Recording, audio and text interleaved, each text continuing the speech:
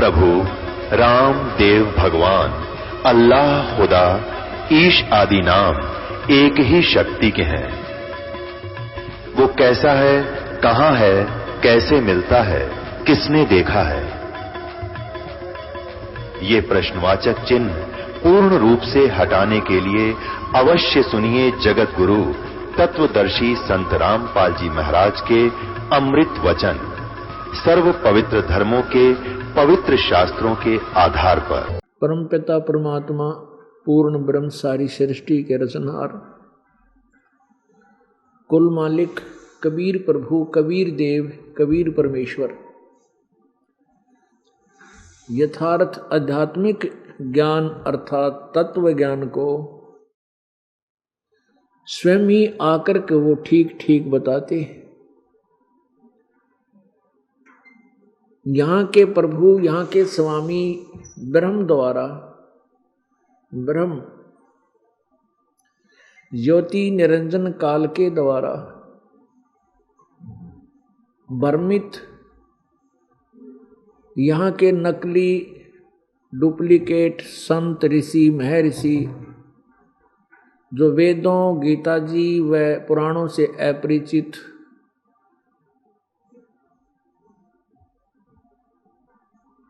पूरी जनता को, पूरे मानव समाज को शास्त्र विरुद्ध साधना, शास्त्र विरुद्ध ज्ञान, लोक वेद सुना रहे होते हैं। वो परमेश्वर आकर के उस अज्ञान को समाप्त करते हैं, अपना तत्व ज्ञान प्रचार करते हैं। वो पूर्ण परमात्मा सर्वशक्तिमान, सर्वसृष्टि रचनहार स्वयं आते हैं, अपने तत्व ज्ञान को, अपनी प्यारी आत्माओं को, जो श्रेष्ठ आत्माएं होती हैं, अच्छी आत्माएं, पुण्यकर्मी प्राणियों को आकर मिलते हैं, उनको अपने तत्व ज्ञान से परिचित कराते हैं। इसके विषय में आपने सुबह के सत्संग में सुना, आपने सुबह के सत्संग में सुना कि पूर्ण परमात्मा कबीर देव, कबीर प्रभु सत्यलोक से आए और अपनी श्रेष्ठ आत्मा, पुण्य आत्मा संत गरीबदास जी 10 वर्षीय बच्चे को मिले और फिर उनको अपने सचखंड में लेकर गए। उनकी आत्मा को वापस छोड़ा।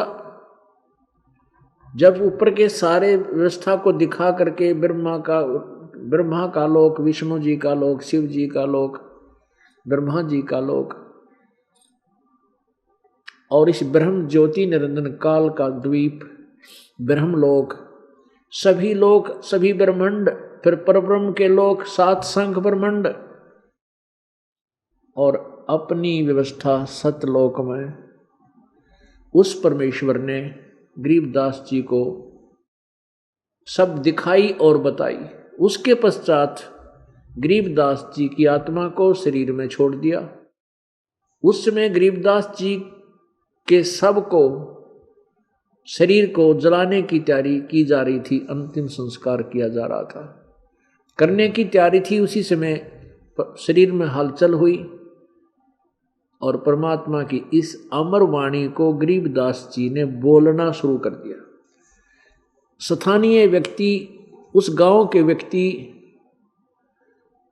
परमेश्वर की वाणी को नहीं समझ सके कि ये गरीबदास बालक क्या बोल रहा है, जिस कारण से गरीबदास जी को बावड़ा कहने लगे, मेंटल, कि ये लड़का तो मेंटल हो गया। लेकिन इकलौता पुत्र और वो भी 12 वर्ष के बाद परमात्मा ने रजा बख्शी थी। तो ये सोचा सभी ग्रामवासियों ने, घर वालों ने, हे परमात्मा शुक्र है तेरा, ये बालक जीवित हो गया। या लड़की गरीबदास जी की माता श्री इस बच्चे को देखकर जीवित रहेगी, नहीं तो ये मर जाती बिलख बिलख। कोई ना, जैसा भी बावला है, पागल है, बच्चा जीवित तो है। इस तरह संतोष पाया और गरीबदास जी अमृतवाणी बोल रहे थे। आंखों देखा ऊपर की परमात्मा के सचखंड की और सर्व वेदों, 4 वेद, 18 पुराण, 11 उपनिषद, महाभारत, गीता जी, उन सभी का निष्कर्ष रूप ज्ञान अपनी सिंपल लैंग्वेज में, साधारण भाषा में कबीर परमेश्वर का दिया हुआ ज्ञान गरीबदास जी ने लिपिबद्ध करवाया, जो सतग्रंथ के नाम से प्रसिद्ध है, गरीबदास जी की वाणी। 3 वर्ष के बाद जब गरीबदास जी 13 वर्ष के हो गए और गरीबदास जी को बावड़िया कहने लगे, बावड़िया।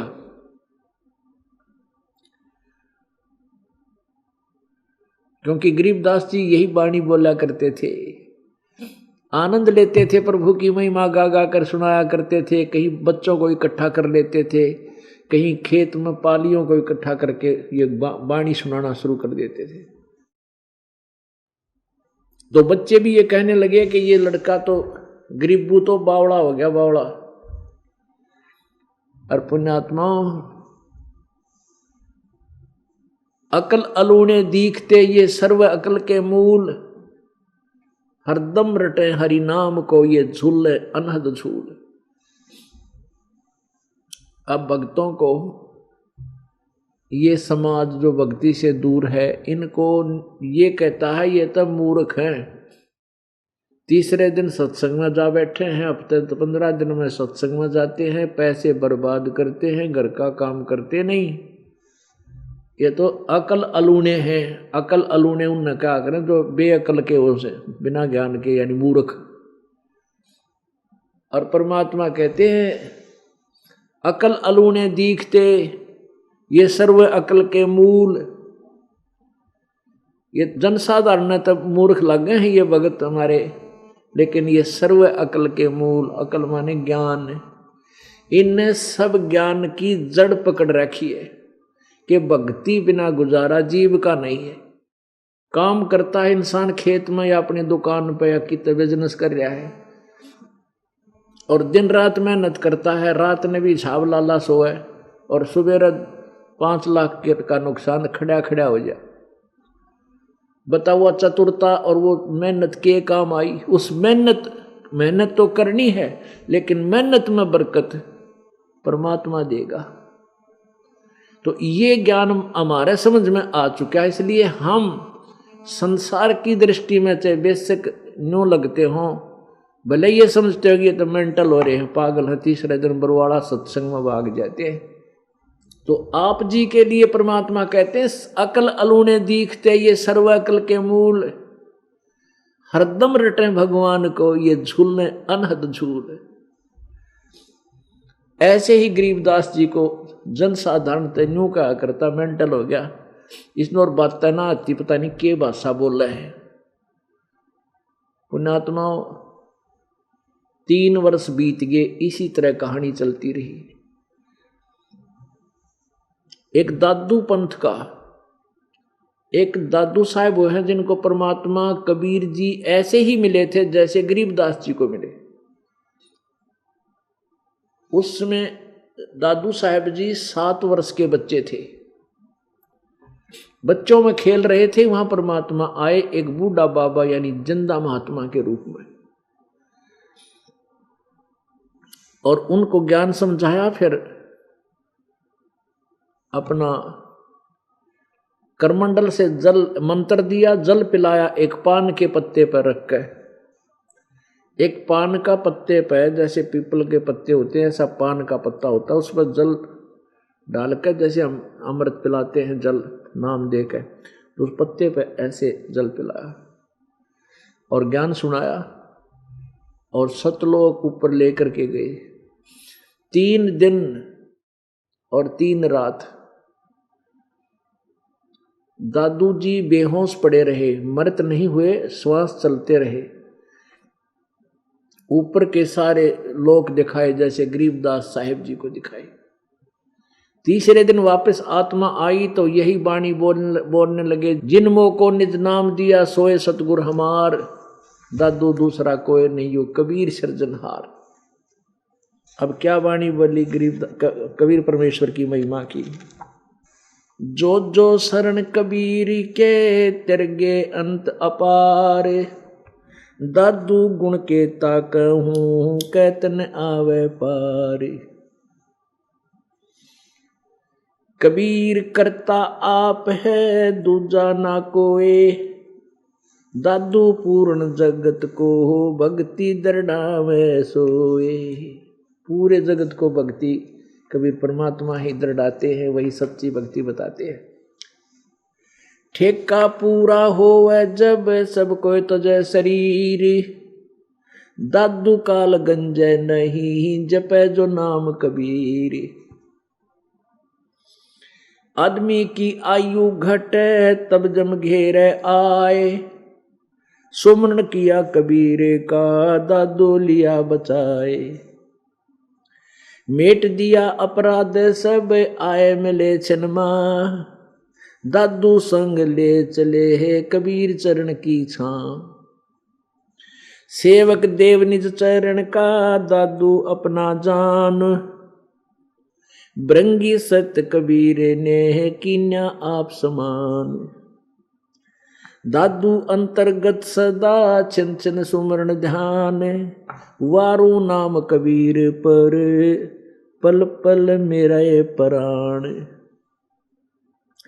सुन सुन साख कबीर की काल नवावे माथ, धन धन तीनों लोक में दादू जोड़े हाथ। केरी नाम कबीर का विषम काल गजराज, दादू भजन प्रताप ते भाग्य सुनत आवाज। पल एक नाम कबीर का दादू मन चितलाए, अस्थि के असवारे को स्वान काल ना खाए।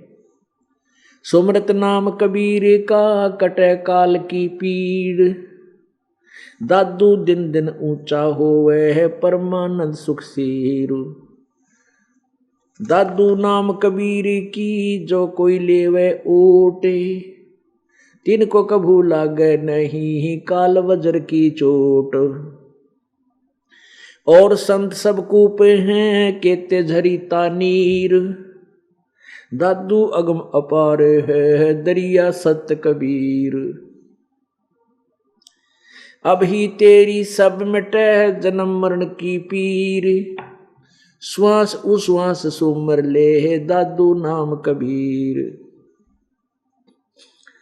कोई सरगुण में रीझ रहा कोई निर्गुण ठहराए, दादू गति कबीर की ही मोह से कही न जाए।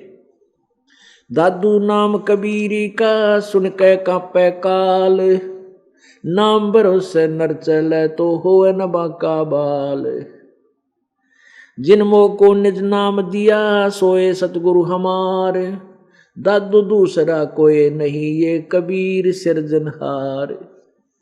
एक ऐसे ही दादू जी को परमात्मा मिले, उसके बाद दादू जी ने कबीर जी की महिमा कलम तोड़ गाई। अब दादू जी के बाद उनका एक पंथ चला हुआ है, दादू पंथ। उस दादू जी के पंथ में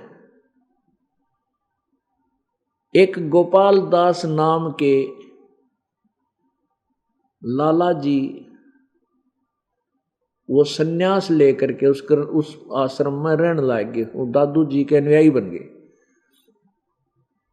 और वो लाल कपड़े पहनकर साधु का भेष बनाकर गांव गांव में नगर नगर में घूमया करते थे, दादू जी की महिमा बताया करते थे।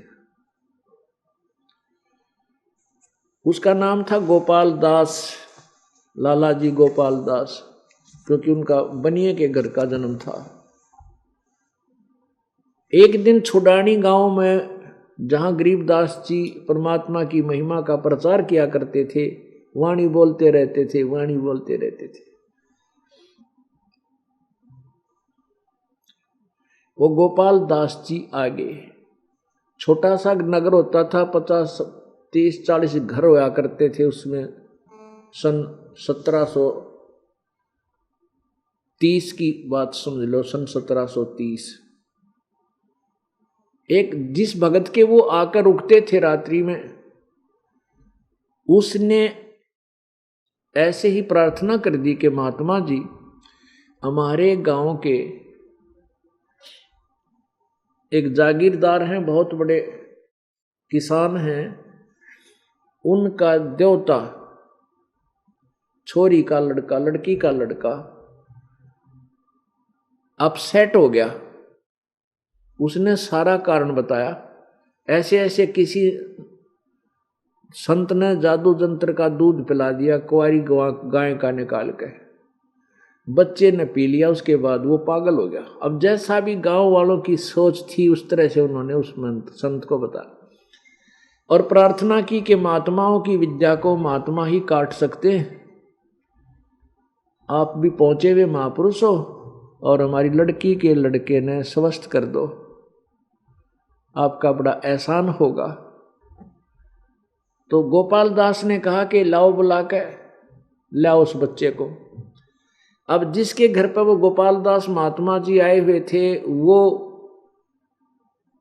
गया वहां, वो शिवलाल नाम थे, वहां शिवलाल जी जो गरीबदास जी के नाना जी थे, उनसे प्रार्थना की कि ऐसे ऐसे हमारे एक महात्मा आए हुए हैं और वो कहते हैं कि अपने इस आपके देवते को वो स्वस्थ कर देगा, उसको दिखा लेते हैं। शिवलाल जी ने कहा बहुत अच्छी बात है, अगर ये बात हो जाता है बहुत ही अच्छा, एहसान मानेंगे हमारा देवता ठीक हो जाए।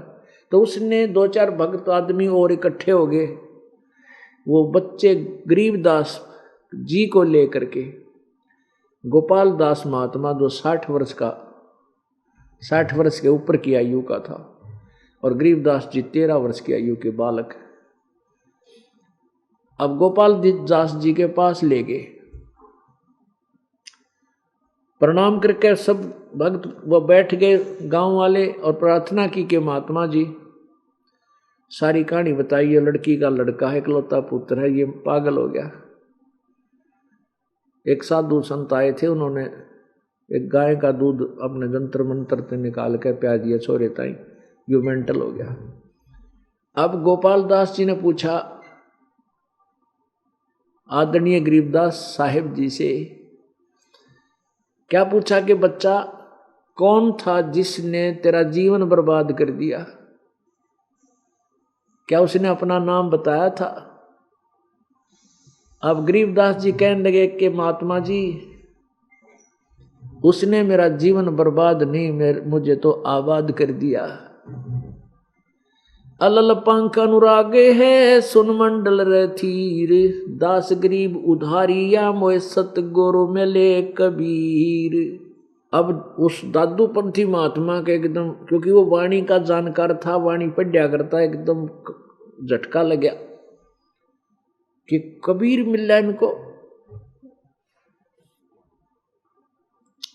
फिर क्या बताया, हम सुल्तानी नानक तारे दादू को उपदेश दिया, जात जुलाहा भेद न पाया वो काशी माहे कबीर हुआ। पूरा निर्णय कर दिया कि कौन कबीर। गोपाल दास ने पूछा कौन कबीर? कि हम सुल्तानी नानक तारे दादू को उपदेश दिया, जात जुलाहा भेद न पाया वो काशी माहे कबीर हुआ। वो धानक कबीर जुलाहा कबीर जो बनारस में जुलाहे की भूमिका करने आया था, वही कबीर परमात्मा, वो जुलाहा कबीर जो बनारस में आए थे, जिन्होंने हम सभी को, किस किस को? गरीबदास जी को, अब्राहिम सुल्तान अधम, हम सुल्तानी, अब्राहिम अधम सुल्तान को सुल्तानी बोला है। हम सुल्तानी नानक तारे दादू को उपदेश दिया।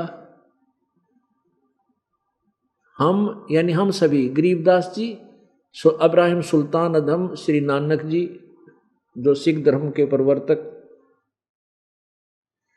और दादू जी, इन सब के गुरु कबीर परमेश्वर हैं। उन्हीं को वही आकर मिले थे जिंदा महात्मा के रूप में। नानक साहब जी को भी बेई नदी है एक सुल्तानपुर शहर के पास, बेई नदी में नानक साहब जी स्नान करने जाया करते, प्रतिदिन अपनी बहन नानकी के वहां रहते थे और एक राजा नवाब के यहाँ नौकरी करते थे मोदी खाने में। तो वहां नदी के ऊपर, दरिया के ऊपर परमात्मा एक जिंदा महात्मा के रूप बना कर गए थे। और नानक जी ने जो ही दरिया में डुबकी लगाई तो डुबकी लगाने के बहाने उनकी आत्मा को, शरीर को बाहर निकाल लाए अपस्ट्रीम में, जिधर से जला रहा था उधर ले जाके वापस शरीर तो बाहर रख दिया और सतलोक में ले गए नानक साहब की आत्मा को, सचखंड में लेकर गए। जब नानक जी ने परमात्मा को सचखंड में देखा, पूरा व्यवस्था देखी कि ये तो वही धानक, बनारस में परमेश्वर ने कहा कि मैं बनारस में, काशी में एक धानक जुल्हे की भूमिका करता हूँ, वहाँ गया हूँ, वहाँ आ जाना, आपको सत्य नाम दूंगा। तो नानक जी को जल में डूबा हुआ मान लिया सभी ने। 3 दिन के बाद नानक जी सुबह सुबह फिर उसी बेई नदी के किनारे फिर दिखाई दिए, क्योंकि वो आत्मा वापस छोड़ दी शरीर में। और नानक जी वहाँ देख करके उनकी बहन भी खुशी का ठिकाना नहीं रहा, जनता की खुशी का ठिकाना नहीं रहा, दुनिया देखने आ गई। और नौकरी पर चले गए, जाते ही 13 करके सबको बांट दिया। 13 से आगे गिनती नहीं करी, क्योंकि 3 दिन का सबका लेन देन बाकी था। और करके खजाना खाली, शमशान घाट पर जा बैठे। एक उस वैसा चोला पहन गए जैसा संत रूप में परमात्मा आए थे। और जब नवाब को पता चला कि भाई किसी ने चुगली खा दी कि नानक जी ने तो तेरा सारा काम बिगाड़ दिया, खजाना सारा खाली कर दिया, कुछ नहीं छोड़ा तेरे गोदाम में। जब नानक जी को वापस बुलाया गया, उसके सामने, उसके जीजा जी के सामने जो बहनोई था, जयराम नाम था उसका, जिसने नानक जी को अपनी शनाखत देकर, अपने गवाही दे करके अपना गारंटर बनकर वह नौकरी दिवाई थी, उसके सामने सारा अकाउंट किया गया कि अगर कोई कमी बेसी पाई तो जयराम जी को से ले लूंगा, नवाब ने कहा था। जब गिनती की, अकाउंट किया तो पूरा हिसाब किताब पूरा हो गया, कोई पैसा कम नहीं, बल्कि 760 रुपये नानक जी की तरफ फालतू बच गए और नवाब का खाता पूरा हो गया। उस समय के 760 रुपये आज के 7.5 लाख, बल्कि 15-20 लाख के बराबर पैसे, रुपये समझो। तो नानक जी से कहा कि ले अपने पैसे, ये आपके हैं, ले जाओ। नानक जी ने वहीं छोड़ दिया कि मुझे नहीं चाहिए, गरीबा बांट दे। उस दिन के बाद ये पता चला कि भगवान कोई और है, हम किसे भगवान मान रहे थे। नानक जी हिंदू धर्म में जन्म होने के नाते ऐसे गीता जी पढ़ा करते थे, जो सिरफरे पांडे थे, ब्रजलाल पांडे, जिसने क्या है क्या नहीं पता था। श्री कृष्ण जी को सर्वेश्वर, महेश्वर, परमेश्वर, कबीर, क्या नाम है, विष्णु जी का अवतार, यही बताया करते थे। जैसी दंत कथा हम हिंदू धर्म में सुना करते थे। जब उन्होंने आंखों देखा अपने आंखों से कि ब्रह्मा विष्णु महेश की सतीथि क्या है और परम अक्षर ब्रह्म परमात्मा कौन है, वो तो कोई और है जिसकी पूजा करनी चाहिए। और उसने कहा कि मैं बनारस में मिलूंगा। तो बनारस में, काशी में पहली उदासी यानी पहली यात्रा पैदल चल पड़े। बनारस में जाकर देखा, वहां पर वही परमात्मा जो सतलोक में देखा था नानक साहब ने, वही वहां धानक रूप में देखा। और अमृतवाणी बोली, फाई सूरत मुलुकी वेश, ए ठगवाड़ा ठगी देश, खरा सियाणा भोता बार, ये धानक रूप रहा करतार। गुरु ग्रंथ साहिब पृष्ठ नंबर 24 पद 24 में महला पहला की वाणी लिखी है। महला पहला की वाणी श्री नानक जी की वाणी है। उन आंखों देखा हा लिखा है कि फाई सूरत मुल्क की वेश, ये मोहनी सूरत जो मैंने सचखंड में देखी थी, ये वही परमात्मा धानक रूप में आज यहाँ विराजमान है। ये फाई सूरत मुल्क की वेश, ए ठगवाड़ा ठगी थे देश, खरा सियाणा बोता बार, ये धानक रूप रहा करता। कहने का भाव ये है कि ये कंसेप्ट क्लियर करना आवश्यक था। हम सुल्तानी नानक तारे दादू को उपदेश दिया, जात जुलाहा भेद न पाया, काशी माहे कबीर हुआ। अपने आत्माओं, ये 3 पुण्य आत्मा, अच्छी आत्मा, श्रेष्ठ आत्मा उस कबीर परमेश्वर की गवाह हैं। इन्होंने अपने एफिडेविट अर्थात अपनी अमृतवाणी में प्रमाण दे रखा है कि कबीर इज गॉड। और ये वही कबीर है जो काशी में, बनारस में धानक रूप में आया था, जुलाही रूप में था। अब गोपाल दास गीते जो है आओ भाव बदल गए। वो तो सोचता ही रह गया कि ये बालक ये कहीं मेंटल है, ये तो भाई भगवान की अमृतवाणी बोल रहा है। परमात्मा बताते हैं अजब नगर में ले गए हमको सतगुरु आन, और जल के बिम अगाध गति हम सूते चादर तान। हमने परमात्मा आकर के स्वयं लेकर गए थे, अजब नगर में, सतलोक में लेकर गए थे। तो दादू जी की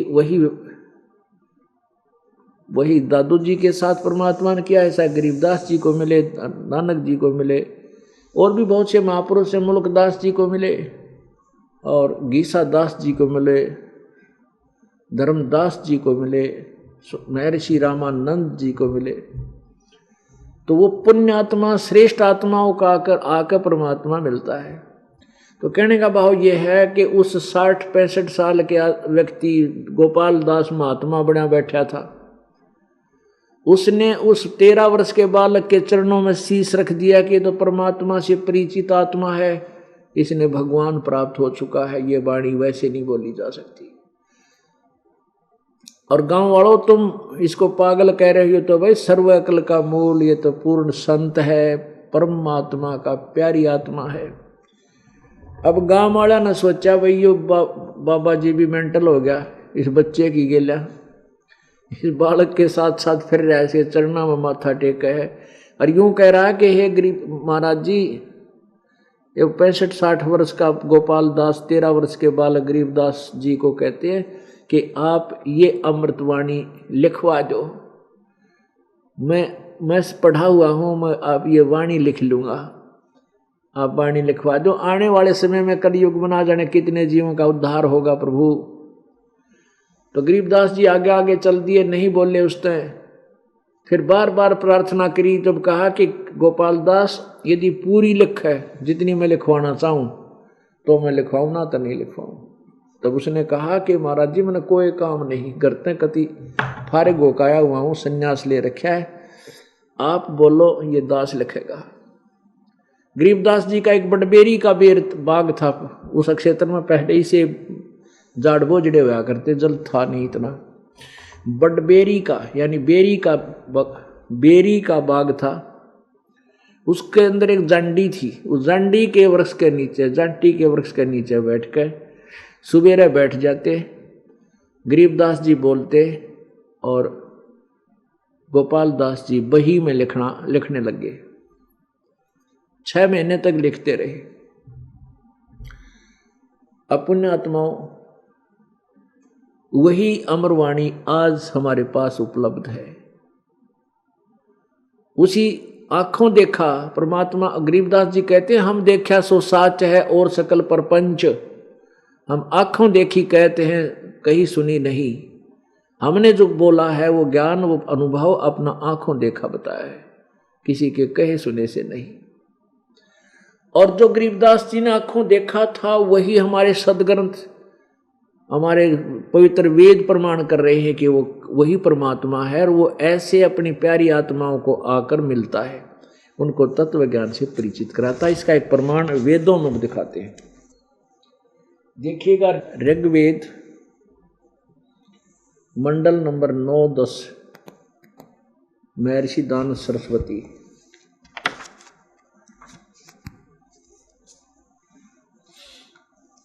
ये है प्रकाशक हैं सार्वदेशिक कार्य प्रतिनिधि सभा, महर्षि दान भवन, रामलीला मैदान, नई दिल्ली। ऋग्वेद भाषा भाष्य महर्षि दान सरस्वती कृत। ये कहाँ से छपा है? मुद्रक है Prince offset printers, 1510 Pataudi house, Daryaganj, New Delhi.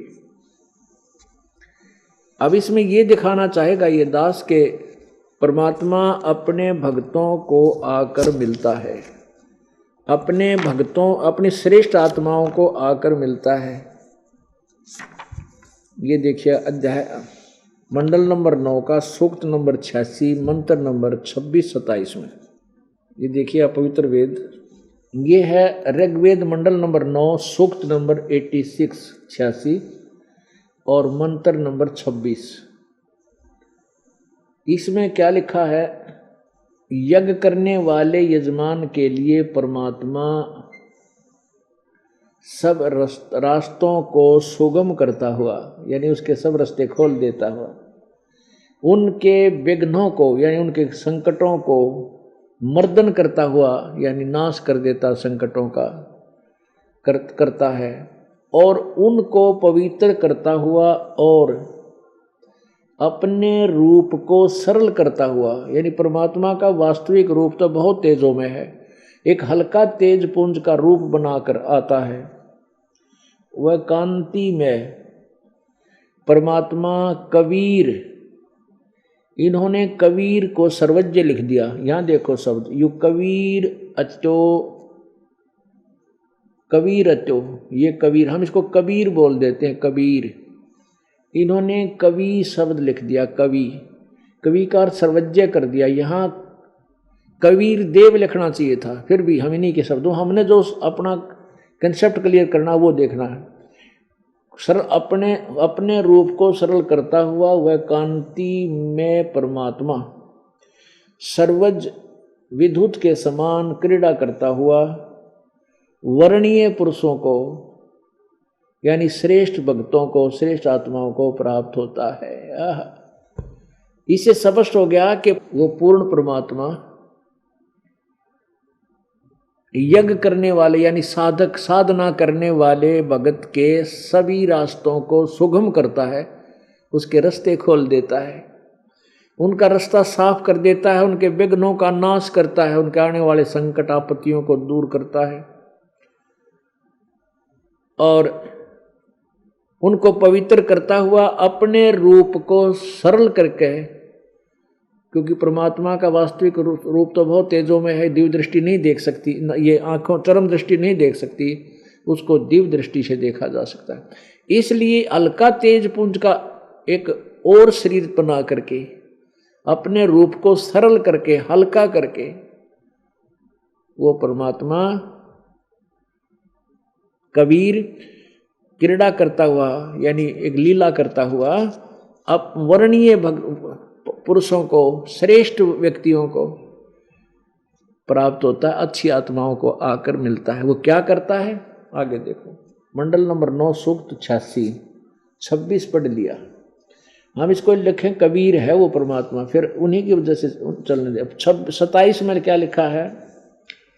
प्रेम की वे सैकड़ों धाराएं जो नाना रूप में सतिथि को लाभ कर रही हैं, वे परमात्मा को प्राप्त होती है।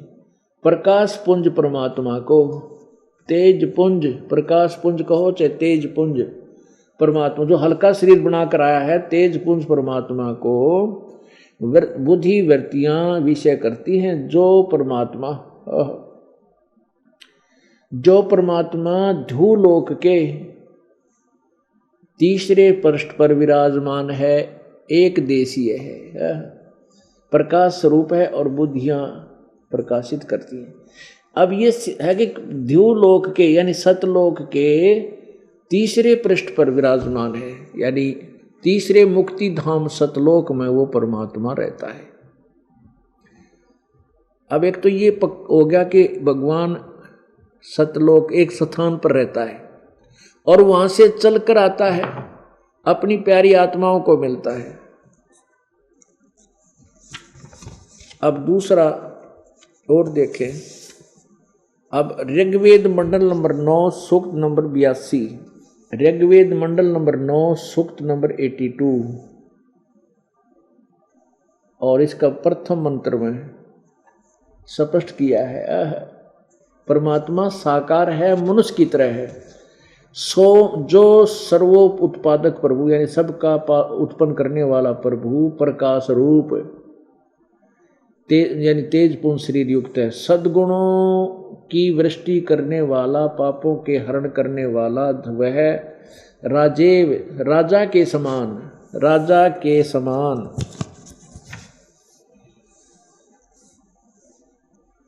राजा के समान दर्शनीय है, राजा की तरह देखने योग्य साकार है, और वह पृथ्वी आदि लोक लोकांतरों के चारों ओर शब्दमान हो रहा है।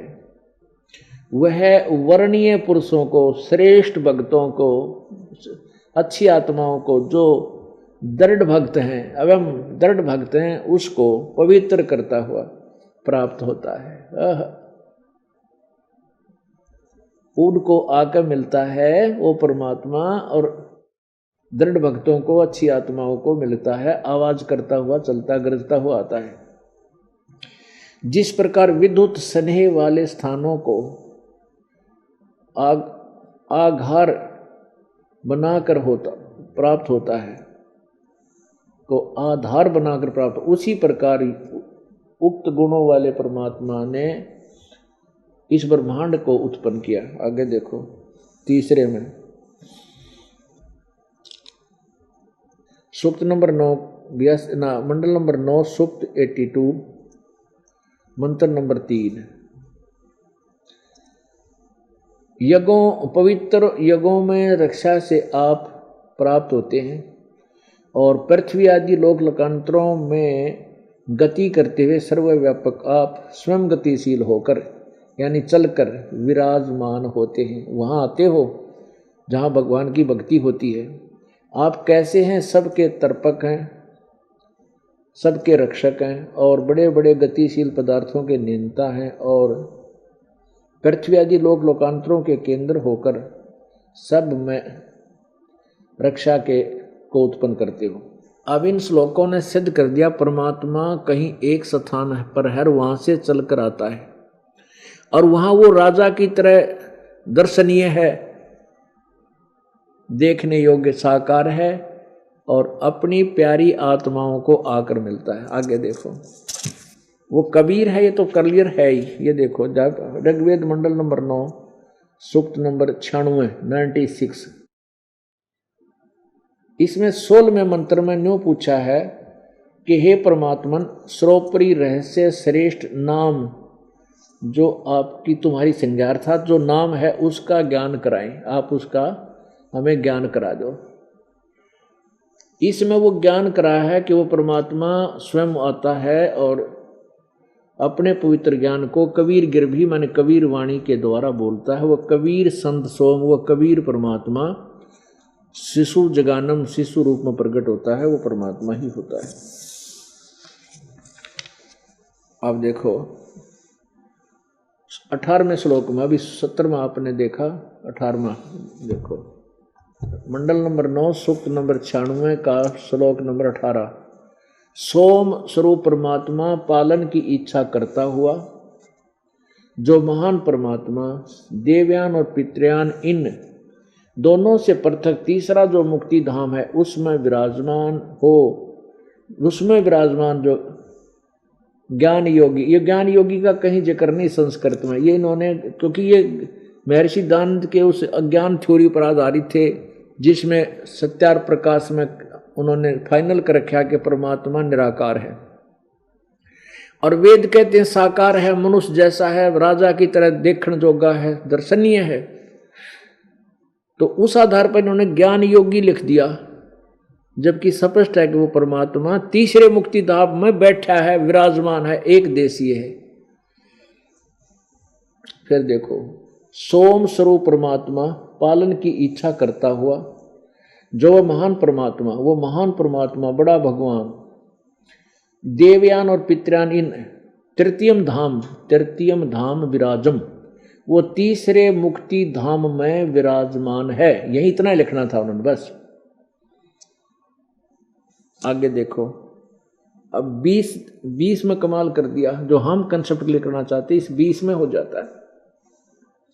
मंडल नंबर 9 सूक्त नंबर 96 का मंत्र 20 है। ये वह परमात्मा जिस प्रकार एक संघ को, एक संघ माने बहुत बड़े समुदाय को, बहुत बड़े व्यक्तियों को उसका सेनापति प्राप्त होता है, इसी प्रकार ब्रह्मांड रूपी कोश को प्राप्त होता है, होकर उच्च स्वर से गरजता हुआ वह ब्रह्मांड रूपी विस्तृत प्रकृति खंड में भली भांति प्रविष्ट होता है। कहीं से चलकर आता है वो परमात्मा और ऐसे एक तत्वदर्शी संत बनकर, तत्वदर्शी संत यानी एक संत रूप में प्रकट होता है और सतगुरु रूप में लाखों व्यक्तियों का, जैसे राजा एक बहुत बड़े संघ का सेनापति होता है, एक सेनापति होता है बहुत बड़े संघ का, ऐसे वो सतगुरु रूप में वो पूज्य होता है और उनका संचालक होता है, मुखिया होता है। वो ऐसे आता परमात्मा और वहां से गरजता हुआ अपनी वाणी को, चारों युग में संत पुकारे कूक कहा हम हेल रे, हीरे माणक मोती बरसे ये जग चुगता ढेल रे।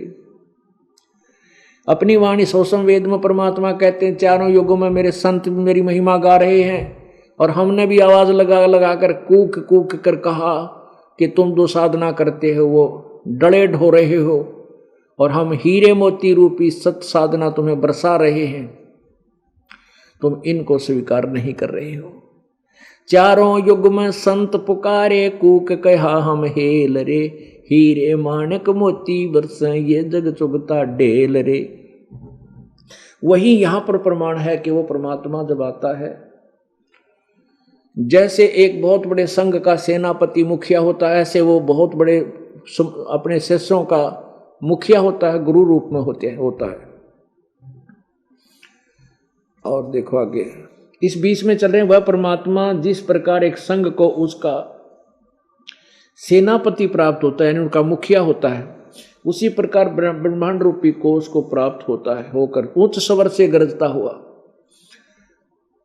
उस ब्रह्मांड रूपी विस्तृत प्रकृति खंड में भली भांति प्रवेश होता है, यानी ऊपर से आता है सतलोक से और पृथ्वी आदि इन ब्रह्मांडों में प्रवेश कर जाता है। और जैसे कि मरियम माने मनुष्य, जैसे मनुष्य सुभर शरीर धारण करता हुआ, जैसे मनुष्य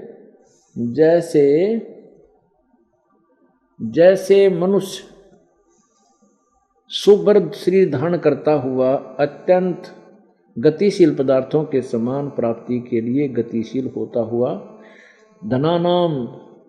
धनी व्यक्तियों के लिए कटिबद्ध होता है, ऐसे ऐसे। तो हमारा ये तात्पर्य सिद्ध हो गया कि परमात्मा जैसे मनुष्य शरीर धारण करता है, मनुष्य की तरह सुभर यानी सुंदर शरीर धारण करता हुआ हमें प्राप्त होता है। That's all. अब यही ये दास पहले ही आपको बताया करता था, जो पुराने भक्त उनको खूब पता है कि जब तक हमने वेदों को छुआ भी नहीं था, देखा भी नहीं था वेद कैसे होते हैं, उस समय परमात्मा ने हमें यही ज्ञान बताया था।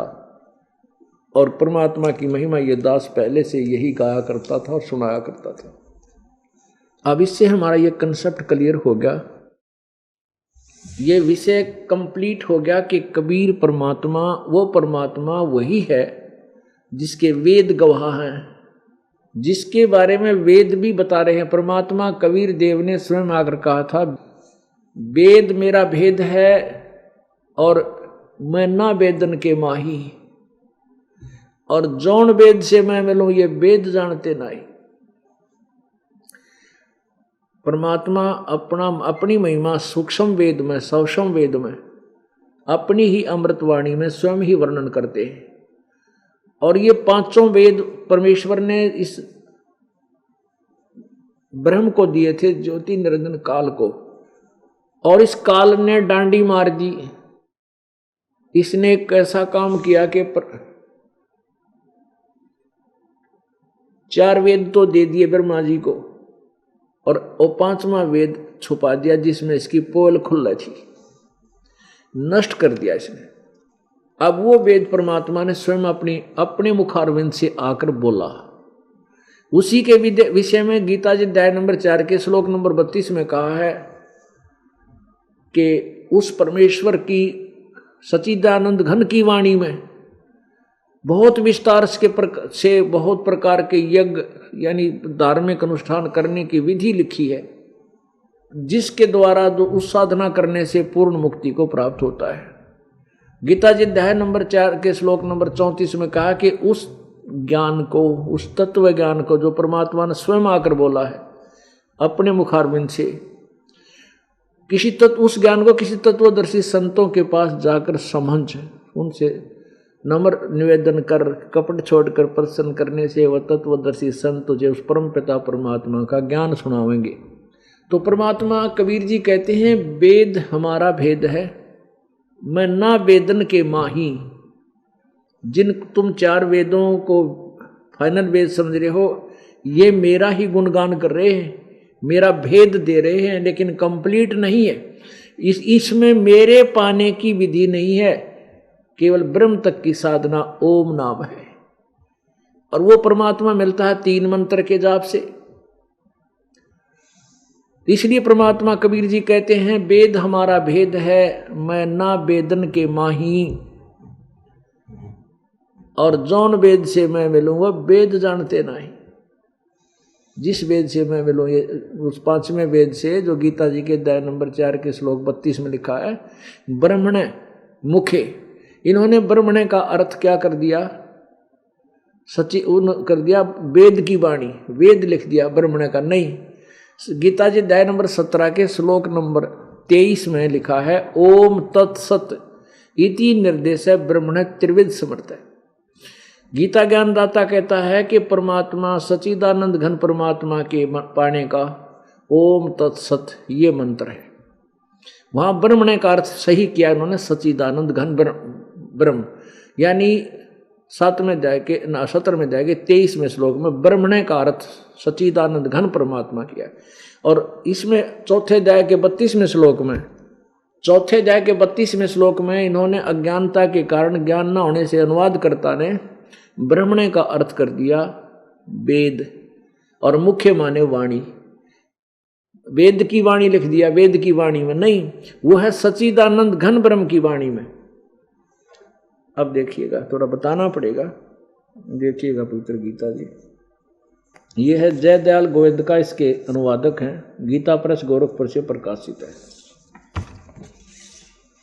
प्रकाशक में मुद्रक गीता प्रेस गोरखपुर, गोविंद भवन कार्यालय कोलकाता का संस्थान। अध्याय नंबर 4 का और श्लोक नंबर 32 देखते हैं। अध्याय नंबर 4 और श्लोक नंबर 32। इस प्रकार और भी, यानी जो 25 से लेकर 31 तक जो ज्ञान दिया है, कोई ऐसी साधना करता, कोई साधना करता है, कहते हैं इस प्रकार और भी बहुत तरह के यज्ञ यानी धार्मिक अनुष्ठानों की जानकारी इन्होंने ब्रह्मण का अर्थ वेद की वाणी लिख दिया। नहीं, गीता जी वेद की वाणी तो बोल ले रहे हैं, गीता जी में सारा कुछ अलग से और कौन सा रहेगा फिर वेद की वाणी। ब्रह्मण माने सच्चिदानंद घन ब्रह्म की वाणी में विस्तार से। अब सच्चिदानंद घन ब्रह्म देखेंगे, ब्रह्मण माने, अब ये ध्यान से देखना है कि हमने ब्रह्मण का अर्थ इन्होंने वेद की वाणी लिख दिया। और 17वें अध्याय के 23वें श्लोक में इसी ब्रह्मण का अर्थ लिखा है सच्चिदानंद घन ब्रह्म। ये देखिएगा, गीता अध्याय नंबर 17 का श्लोक नंबर 23। ओम तत्सत इति निर्देश ब्रह्मण त्रिविध समर्थ ब्राह्मणा तेन वेदा च यज्ञा च विहिता पुरा।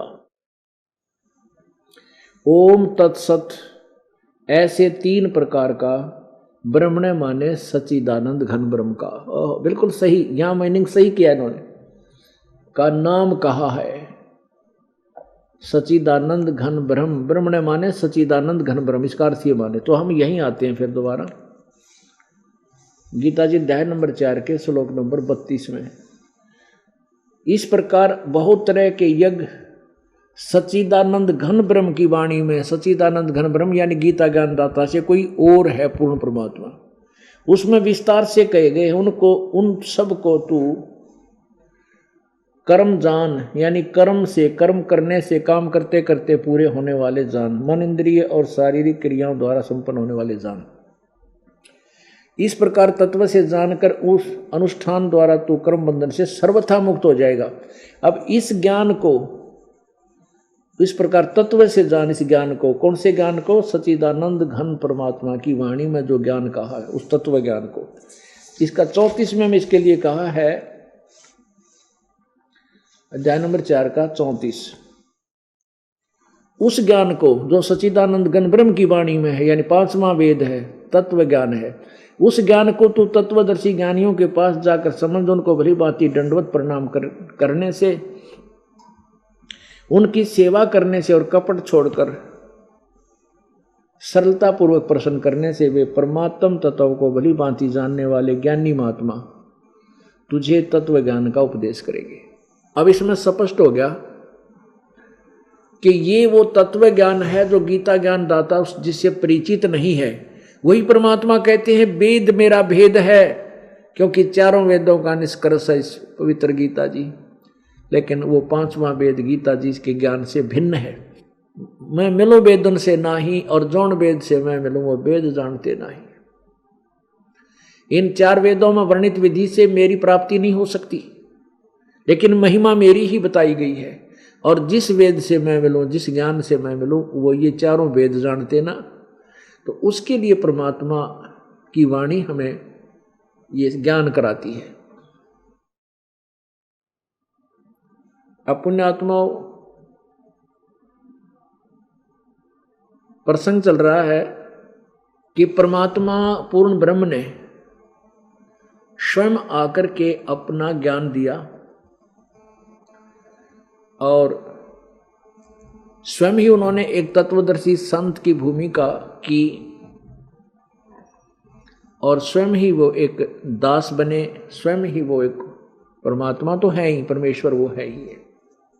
तो उस परमेश्वर कबीर देव के विषय में गरीबदास जी महाराज जी ने, गरीबदास साहिब जी को मिले, उसी के बारे में वेद यही गुणगान कर रहे हैं चारों वेद के वो परमात्मा पूर्ण ब्रह्म है कबीर। और वो ऐसे आता है, अपनी प्यारी आत्माओं को मिलता है, अपने शरीर को हल्का करके आता है।